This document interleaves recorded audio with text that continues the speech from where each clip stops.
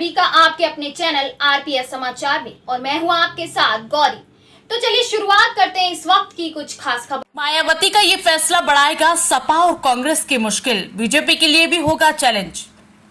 लोकसभा चुनाव के लिए राजनीतिक दलों ने तैयारियां शुरू कर दी हैं। गठबंधन को लेकर नए समीकरण तैयार हो रहे हैं। हालांकि इन सबके बीच बसपा ने कुछ ऐसे फैसले किए जिनसे गठबंधन को झटका लग सकता है।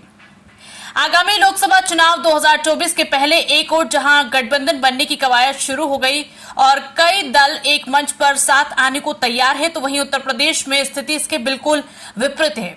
बहुजन समाज पार्टी ने समाजवादी पार्टी और कांग्रेस के खिलाफ बिगुल फूंक रखा है।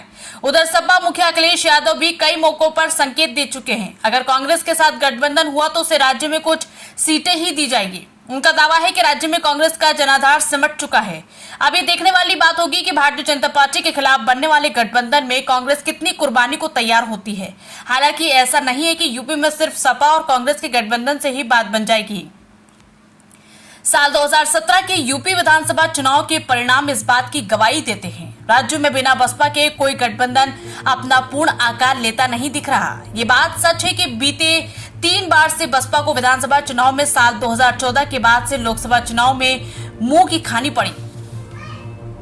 लेकिन ये भी स्पष्ट है कि पार्टी का अपना वोट बैंक है। साल 2014 के लोकसभा चुनाव में जब बसपा के खाते में सिर्फ 0 आया था, तब भी उसे 19.77% वोट मिले थे। वहीं साल 2019 में जब राष्ट्रीय लोकदल सपा के साथ बसपा ने गठबंधन किए तो सिर्फ 19.43% मतों पर ही पार्टी के 10 सांसद जीत गए। दावा किया जाता है कि राज्य में 20% आबादी दलितों की है, वहीं 18% मुस्लिम है। ऐसा माना जाता है कि बसपा के दलित वोट बैंक में बीजेपी ने सेंध लगा दी है। वहीं मुस्लिमों के वोट पर सपा और बसपा का हिस्सा साझा है। ऐसे में यह स्पष्ट है कि बिना बसपा के राज्य में कोई गठबंधन कारगर नहीं हो सकता। इन सब के बीच मायावती के कुछ फैसलों से ये संकेत मिल रहे हैं कि आगामी लोकसभा चुनाव के मद्देनजर किसी संभावित गठबंधन का वो और उनकी पार्टी हिस्सा नहीं होगी। चाहे नए संसद के उद्घाटन का फैसला हो या हाल ही में विधान परिषद की सीटों पर हुए उपचुनाव को लेकर सपा पर आरोप लगाने की बात, दोनों ही मुद्दों पर बसपा की प्रतिक्रिया से ये संकेत मिल रहे हैं कि वो गठबंधन में शामिल होने के इच्छुक नहीं। आरपीएस समाचार से ब्यूरो रिपोर्ट, लखनऊ।